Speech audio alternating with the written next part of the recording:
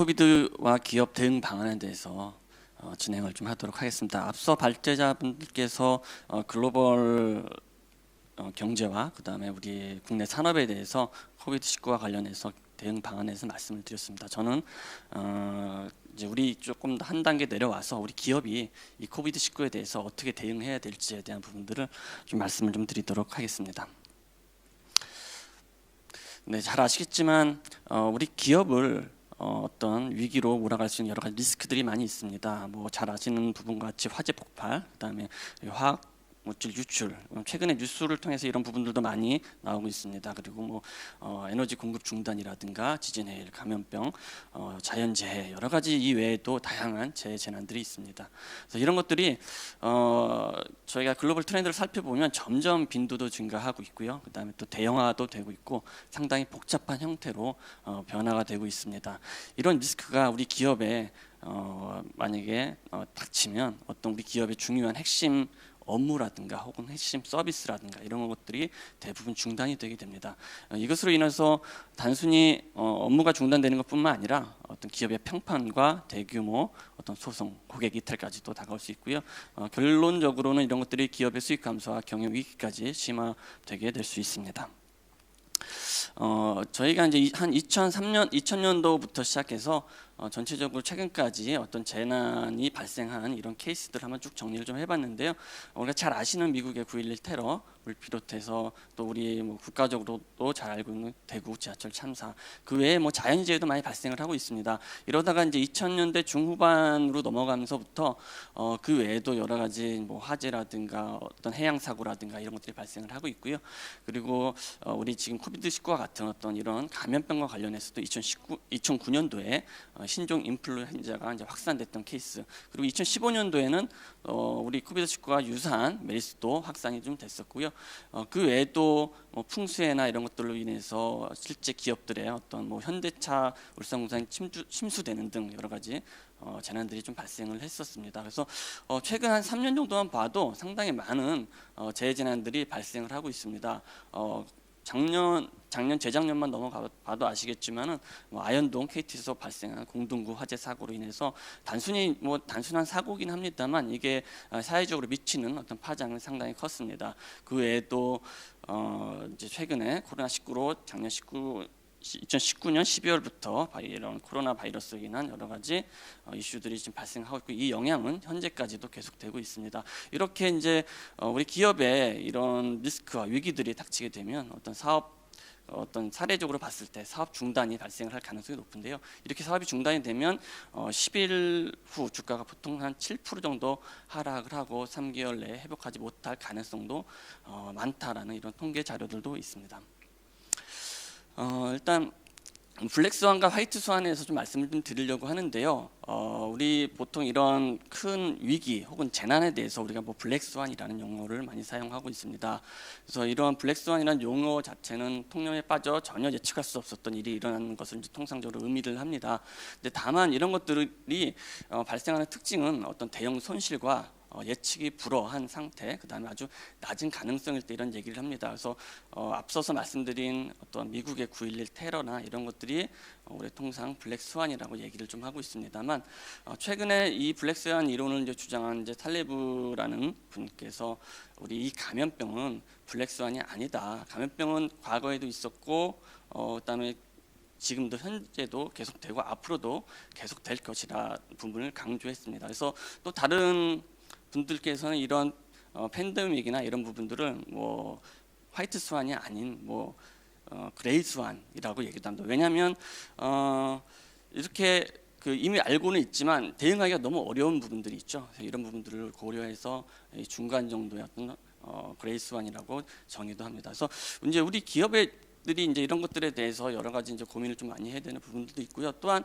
월드 이코노믹 포럼에서도 이 감염병에 대한 부분들에 대해서 작년 말이었죠. 말에 발간은 2020년도 했습니다만 작년 말에 조사한 내용을 좀 보면 이 감염병 같은 경우에는 그 영향도와 발생 가능성 두 가지를 봤을 때 그 발생 가능성은 좀 낮습니다만 그 영향도는 상당히 높은 형태의 리스크로 인식을 하고 평가를 했습니다. 그래서 이 리스크가 실제 이제 작년 12월에 발생을 하면서 우리 산업 전체적으로 어떤 영향을 미쳤는지 한번 저희 조사한 결과를 간단히 좀 살펴보면 뭐 산업별로 자동차, 오프라인 유통, 백화점, 뭐 소비재 여러 가지 영역들이 있습니다만 저희가 단기, 뭐 조기 안정, 장기 지속 관점에서 살펴봤을 때 지금 현재 상태로 봤을 때는 이제 장기 지속의 형태이긴 합니다. 그래서 자동차, 오프라인 유통이나 백화점, 소비재 이런 부분들 혹은 항공, 여행, 숙박 쪽이 막대한 영향, 하이 리스크로 정리가 됐습니다. 아시겠지만 이런 리스크들은 거의 대부분이 사람과 관련된 이제 리스크라고 봐주시면 될 것 같고요. 그다음에 유통도 마찬가지고요. 여행, 항공, 숙박도 다 사람과 관련된 리스크 형태입니다. 그래서 이런 것들이 아까 앞서서 또 말씀드린 것처럼 중국에 대한 어떤 관련된 어떤 그 글로벌 밸류체인상에서에 대한 문제점들 그리고 또 한 가지 이제 공급망에 대한 이슈들로 인해서 우리 산업 경제에 또 우리 기업에 많은 영향을 미치고 있다라고 봐주시면 될 것 같습니다. 네, 그래서 기업이 공급망 중단과 관련해서 어떤 지금 현재 준비를 하고 있는지 연속성에 대한 준비 상태를 조사한 결과라고 봐주시면 될 것 같습니다. 이제 글로벌리 이런 비즈니스 컨티뉴이티와 관련된 이제 협회 결과 조사 결과인데요. 보시는 바와 같이 지난 한 12개월 동안 조직의 심각한 중단을 초래한 공급망 사고는 몇 건입니까? 라는 질문에 대한 얘기인데요. 한 50% 정도는 한 48, 그 1차 공급사에서 중단이 발생했습니다. 라고 대답을 했습니다. 그리고 또한 이제 24.9%가 2차 공급사에서 중단이 발생을 했습니다. 라고 대답을 했는데요. 여기서 중요한 부분들은 이 트렌드 자체가 이제 매년 조사하는 자료입니다. 근데 이 트렌드 자체가 1차 공급사에 대한 중단은 점점 줄어들고 있는 추세고요. 점차적으로 2차 공급사에 대한 중단이 늘어나고 있는 추세입니다. 그렇기 때문에 우리가 눈에 보이는 1차 공급사에 대한 부분만 관심을 갖는 게 아니라 그 뒤에 눈에 안 보이는 2차, 3차 공급사에 대한 중단에 있어서도 관심을 좀 더 가져야 된다라고 좀 볼 수 있을 것 같고요. 그리고 이제 이런 비즈니스 연속성에 대한 준비 및 실사 관련해서도 이제 조사를 좀 했습니다. 그래서 거의 대부분의 한 3분의 2 정도가 BCM 계획을 가지고 있는지 우리 공급망과 관련해서 이제 그런 부분들을 이제 확인하는 부분입니다. 그래서 대부분 60.4%는 BCP 보유 여부를 확인하고 있다. 그다음에 46% 정도는 그 비즈니스 연속성에 대한 어떤 인증이나 어떤 표준을 준수하고 있는지 확인을 한다. 그리고 한 45% 정도가 어떤 모범 사례를 잘 준수하고 있는지를 확인하고 있다라고 얘기하고 있고요. 이런 것들과 관련해서 어떤 또 협약을 맺고 있는지에 대한 부분들도 이제 물어보고 있습니다만 이런 부분들도 보시면 이제 65% 정도는 그렇다. 근데 여전히 한 30에서 40% 정도는 아직 이런 부분들이 제대로 갖춰져 있지 않다라고 이제 딱 보시면 될 것 같습니다. 네, 다음은 이제 코비드-19 대응과 관련된 또 결과를 좀 정리를 한 내용을 공유를 좀 드리도록 하겠습니다. 보시는 바와 같이 이제 그 우리 회사 조직 내에서 이 코비드-19를 어떻게 대응하고 있고 어떤 부서가 대응을 하고 누가 리딩을 하고 이런 부분들에 대한 이제 조사 결과라고 봐주시면 될 것 같은데요. 조사 결과에서 보면은 한 47.3% 정도만 경영진 매니지먼트 레벨에서 이런 코비드-19에 관련된 직접적으로 대응과 리딩을 관여를 하고 있다. 나머지 부분은 이제 다른 부서, 뭐 HR이라든가 뭐 보안이라든가 IT라든가 그 외 부서들 중에서 이제 그 대응을 하고 관리를 한다. 그래서 아직도 경영진들의 어떤 관심도가 아주 직접적인 관여에 대한 관심도는 그렇게 높지는 않다라고 봐주시면 될 것 같고요. 또한 이제 조직에서 코비드-19에 대한 이제 준비 수준을 얼마큼 잘하고 있는지에 대한 부분들을 또 조사를 해봤습니다. 이제 보신 바와 같이 아주 잘하는 기업이 생각보다 많지는 않습니다. 그리고 이제 잘한다가 한 44% 정도, 그 외에 나머지 한 50에서 60% 정도는 이제 적절하게 진행을 하고 있는 형태로 봐주시면 될 것 같습니다. 그리고 이제 이런 그 코비드와 관련해서 이제 우리 비즈니스 연속성 전문가가 혹은 코비드를 잘 대응할 수 있는 전문가들이 우리 조직에서 실제 참여한 시기에 대한 부분들을 조사를 했습니다. 작년 이제 그 11월, 12월부터 이런 이제 코비드가 전 세계적으로 이제 발생을 이제 시작을 했는데요. 그래서 보시면 같이 초창기에는 거의 대부분 많이 참여를 못하다가 이제 급격하게 늘어났던 올해 1월부터 많은 이제 이런 전문가들이 투입돼서 대응을 하고 있다라는 얘기고요. 또 이제 좀 시간이 흐르니까 어느 정도 안정화가 되면서 올해 이제 4월 이후부터는 조금 많이 이제 줄어드는 양상으로 가고 있다라고 합니다. 그리고 계획에 따른 이제 준비된 계획을 성공적으로 간주한 조직의 이제 비율도 조사를 했습니다만 한 50% 정도는 이제 그 별도의 팬데믹에 대한 플랜을 가지고 이제 가동을 했다. 그리고 48%는 우리 이제 비즈니스 연속성과 같은 일반적인 혹은 비상된 것 같은 이런 대응 계획으로 코비드-19를 대응을 했다. 그리고 한 11% 정도는 이제 별 계획 없이 대응을 했다. 이런 통계 자료가 있습니다. 네, 그리고 그렇다면 이제 코비드 이후에 조직에 이제 적용될 긍정적인 변화가 무엇이 있는지 뭐 가장 응답 비율이 높았던 거 한 5가지 정도만 이제 정리를 좀 해봤는데요. 직원들이 뭐 이제 언택트라고 하죠. 재택근무에 대한 어떤 기회가 좀 더 많아질 것이다.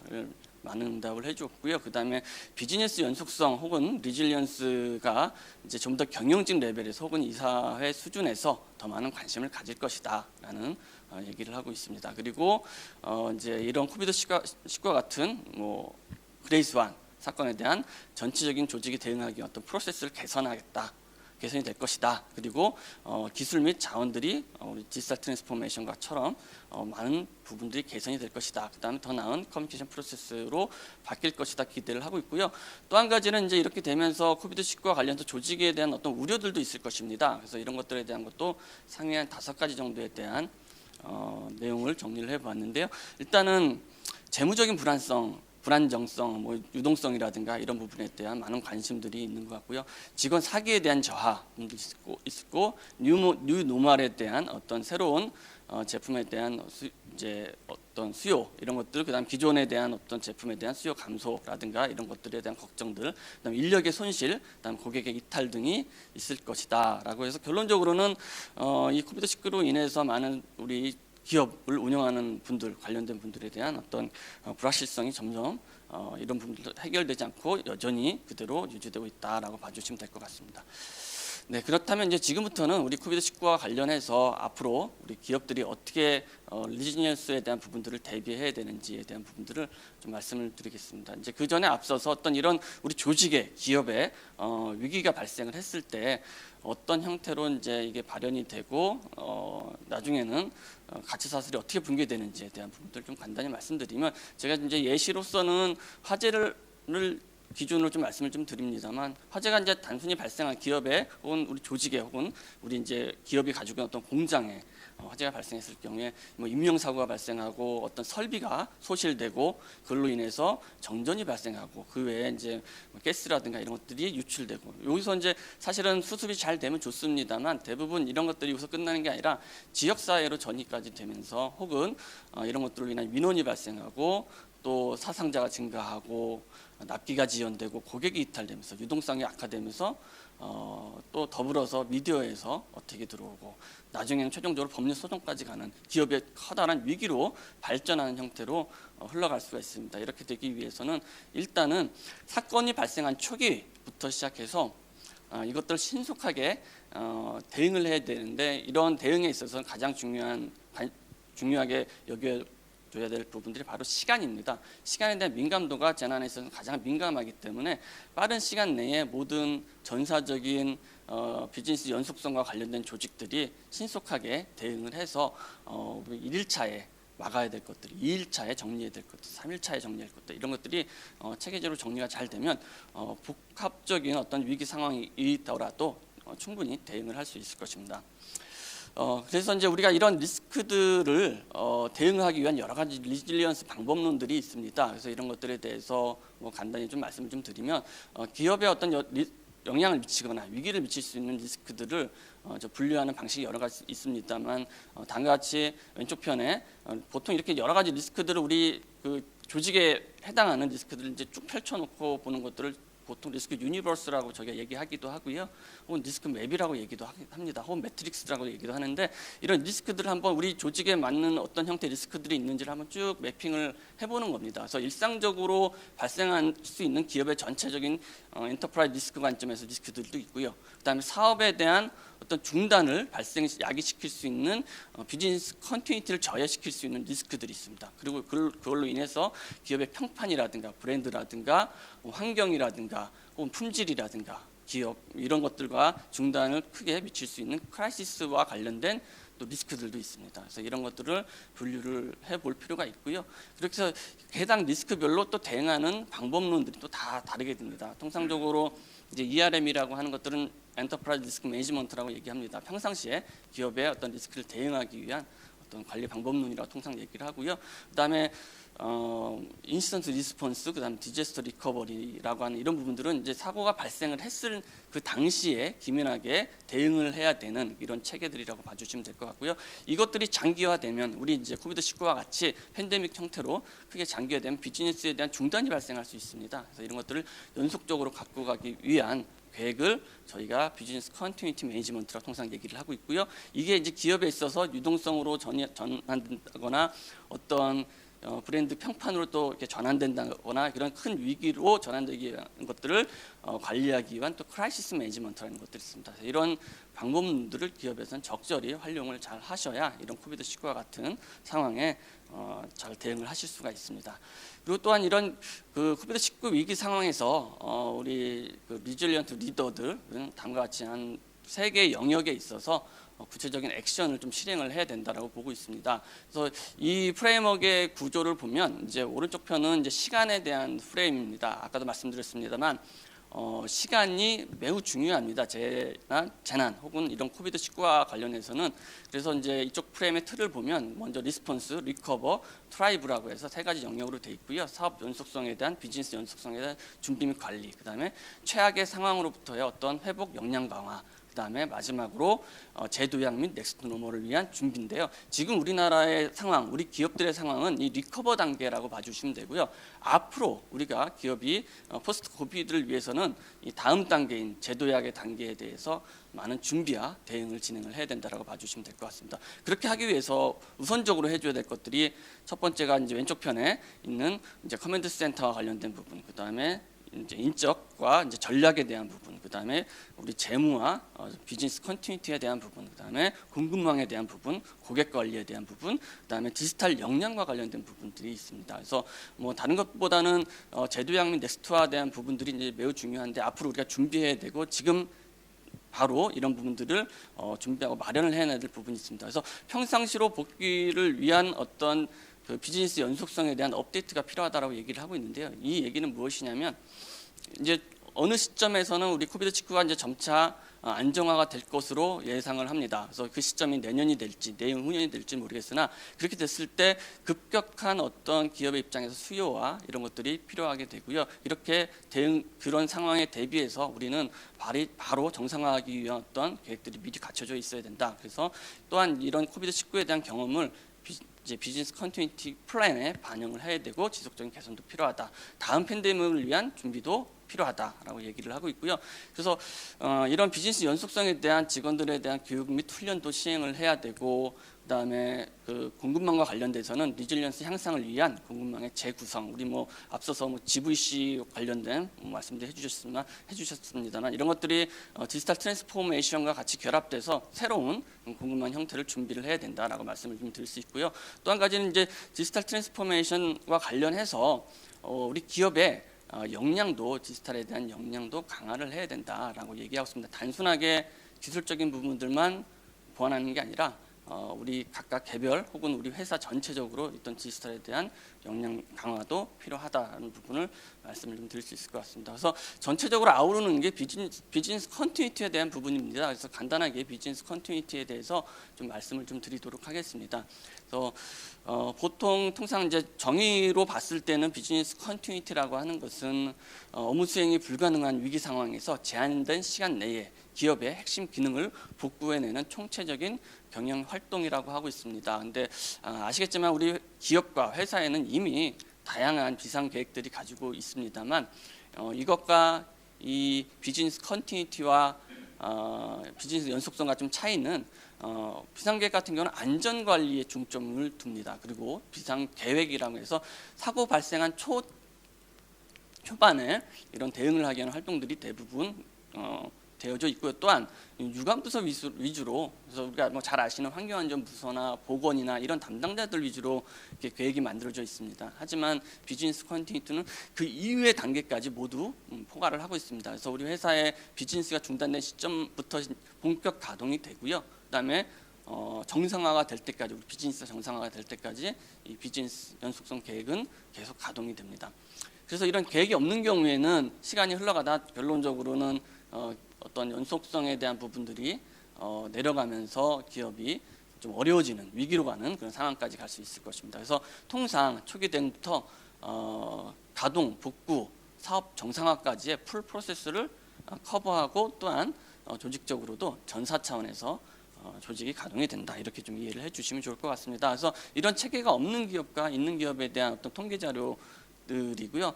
오른쪽에 있는 부분들이 그런 이제 주가에 대한 변화도 확실히 있다라는 부분입니다. 그래서 이런 파란 색깔로 보여지는 어떤 그래프가 BCM 체계가 없는, 비즈니스 컨티뉴티가 없는 기업의 주가의 변동이고요. 오른쪽이 주가의 변동이 정상으로 다시 돌아오는 형태의 차트라고 봐주시면 될 것 같습니다. 그리고 이런 계획이 있고 없고에 대한 차이에 대한 부분인데요. 무계획과 그다음에 잘 이런 비즈니스 컨티뉴티가 유지 관리된 기업의 성공 가능성에 대한 얘기입니다. 당연히 무계획인 경우에는 복구 가능성이 상당히 낮고요.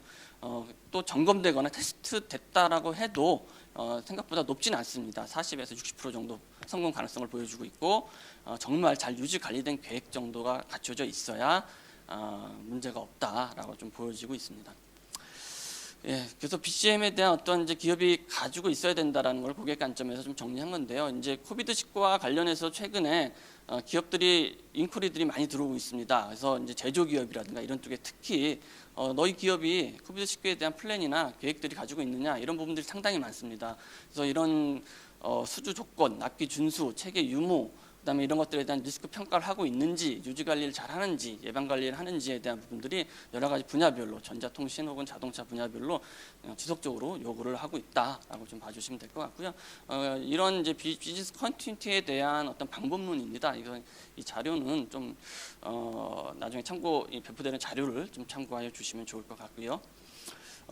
이제 예시적으로 어떻게 가동되는지에 대한 부분들이 궁금하실 겁니다. 그래서 가동되는 부분들은 간단히 다음과 같이, 이제 보통 우리가 이제 초기 대응이라고 해서 코비드19 혹은 재난이 이제 우리 기업에, 조직에 발생을 했을 때 다 초기 대응이 시작을 합니다. 그다음에 기본적으로 비상대응 팀, 이머전시 리스폰스 팀이라든가 인시던트 매니지먼트 팀들이 투입돼서 가동이 돼서, 혹은 그런 것들이 경진한테 보고가 되고, 경진에서는 또 비상대책위원회가 가동이 되고, 이런 것들이 움직여지는데요. 거기서 보통 이제 끝나는 경우가 많아요. 거기까지 하고 그냥 종료되는 경우가 많은데, 이 비즈니스 컨티뉴티를 갖춘 기업들은 거기서 이제 조금 더 한 발 더 나갑니다. 이제 위기에 대한 커뮤니케이션도 진행을 하고요. 이제 본격적으로 각 영역별로 이제 조직들이 가동되고, 각 위기 분야별로 이제 종합상황실도 가동이 되면서 어떤 위기 혹은 리스크에 대한 혹은 피해에 대한 조사와 평가가 또 진행이 되고요. 그다음에 임직원에 대한 보호 방안도 실행되고, 단순히 거기서 끝나는 것들이 아니라 우리가 이제 어떤 제조업이라고 하면 생산이나 어떤 판매에 대한 백업 플랜이라든가 컨티전시 플랜들이 막 가동이 됩니다. 그리고 품질 관리부터 시작해서 그 외에 이제 정상화하기 위한 현장 복구, 구매 조달, 안전 점검, 그다음에 좀 더 디테일하게 들어가면 장비 철거나 뭐 이런 부분들까지 해서 전체적인 내용들이 들어가고요. 이게 앞서서 시간적으로 빨리 정리가 안 되면 점점 복구나 회복이 늦어집니다. 그래서 얼마큼 빨리 대응하느냐가 가장 중요한 관건이고요. 그래서 앞서 말씀드린 바와 같이 대부분 기업들은 비상대응 계획이라고 하는 이머전시 리스폰스 플랜을 갖추고 있습니다. 다만 그리고 이게 끝나고 나면 그냥 정상화하기 위해서 복구 계획을 바로 수립을 하거나 시행을 합니다. 그래서 그냥 무너진 사업장이나 잘못된 사업장을 정상화하고 복구하기 위한 계획으로 넘어가게 됩니다만, 비즈니스 연속성 계획을 갖춘 기업들은 그 사이에도 우리가 할 수 있는 것들을 최대한 가동을 해서 복구 및 정상화 부분들이 좀 더 빠르게 시행될 수 있도록 지원합니다. 그래서 우리가 단순히 사건이 발생한 시점에 얼마큼 빨리 우리가 대응해서 초반에 이 연속성에 대한 부분들을 확보할 것이냐가 뒤에 따라오는 복구 및 정상화를 더 얼마큼 빠르게 할 것인지에 대한 하나의 이제 기준점이 됩니다. 그래서 이 계획이 잘 가동이 되면 뒤에 있는 복구 정상화 계획이 좀 더 빠르게 시행이 되면서 사업 전체적으로 빠른 정상화가 돼서 목표 복구 시간이라고 하는 부분들이 더 앞쪽으로 짧아지고 이렇게 신속한 복구가 대응될 수 있게 할 수가 있습니다. 예, 코비드19과 관련돼서 우리가 통상적으로 이제 국가의 감염병 이제 그 국가 위기 단계에 따라서 관심주의 경계 심각에 따라서 이제 관리를 하고 있습니다만 우리 기업들이 참 고민해 봐야 될 것들이 한 두 가지가 있다라고 봐주시면 될 것 같습니다. 대부분 이제 생산을 하는 조직도 있고 서비스를 하는 조직도 있습니다만 이제 제조업 관점에서 같이 보면 이 관심주의 경계 심각이라는 이 기준을 우리 회사에 또 맞춰줘야 됩니다. 그래서 이런 것들이 맞추는 작업들이 조금 이렇게 체계적으로 갖춰져 있지 않는 상황들이 많이 있습니다만 이런 것들을 생산 관점에서의 위기관리 및 상황 모니터링에 대한 부분들도 필요하고요. 또 한 가지는 이게 사람과 관련된 리스크이기 때문에 인적 자원 안전과 관점에서도 위기 대응 계획들이 필요합니다. 그래서 이런 것들을 우리 회사에 맞게 가동이 돼야 되고 우리 회사에서 아직 팬데믹이 발생한 혹은 코비드19가 발생한 감염자가 없다, 확진자가 없다 하더라도 지금 상황은 사실은 우리가 준 비즈니스 컨티뉴티를 가동해야 되는 준비하는 그런 상황이라고 좀 정리를 해주시는 게 매우 중요하다라고 보여지고요. 그래서 거의 이제 저희가 뭐 예시를 들어서 A, B, C, D C 등급 정도로 나눴습니다만 사실은 국가에서는 심각으로 갖추고 있습니다만 우리는 B 등급 혹은 A 등급의 어떤 관리 체계로 관리를 해주셔야 코비드19에 대해서 문제가 없을 것으로 보여지고요. 이런 비즈니스 연속성에 대한 국제 표준이 있습니다. IS 22301라는 표준이 있는데 이건 참고적으로 좀 봐주시면 좋을 것 같고요. 아까 말씀드린 바와 같이 앞으로 우리가 코비드19와 관련해서 앞으로 기업들이 대비해야 될 것들과 관련해서 디지털 트랜스포메이션과 관련된 내용인데요. 앞서도 말씀드렸습니다만 단순히 우리가 디지털 혁신을 이루기 위해서 관련된 기술들을 기업에 적용하는 것으로 끝나는 것이 아니라 이 디지털 트랜스포메이션이 기업에 내재화되기 위해서 문화도 바꿔야 되고요. 그다음에 우리 실제 시행하는 인력들 혹은 조직들에 대한 역량도 강화를 해야 됩니다. 그래서 이런 역량과 이런 것들을 강화하기 위한 것들이 같이 움직여줘야 디지털 트랜스포메이션이 잘 적용될 수 있고 이런 코비드19 상황에서도 앞으로 다음에 또 코비드19 온다라고 하면 잘 대응을 할 수 있을 것이라고 좀 생각이 듭니다. 그리고 또 마지막으로는 우리 이제 공급망과 관련된 부분이죠. 공급망과 관련된 부분에 앞으로 우리가 좀 바라봐야 될 것들이 전통적인 공급망 같은 경우는 아시겠지만 선형적인 1차원 방식의 어떤 개발하고 계획하고 구매하고 만들어서 배송하고 뭐 하는 형태의 1차원적인 서플라이 체인이었다면 앞으로는 이게 이제 디지털 트랜스포메이션, 디지털 역량과 같이 결합이 돼서 디지털 서플라이 네트워크로 바뀌는 세상으로 이제 바뀌게 되고 있습니다. 그래서 이제 우리가 이런 부분들을 대응하기 위해서는 이제 회사에서도 기업에서도 디지털 그 서플라이 체인과 관련된 부분들을 한 번 더 고민해보고 도입에 대한 부분들을 같이 검토를 해봐야 될 것으로 생각이 듭니다. 네, 여기까지 발표를 마치도록 하겠습니다.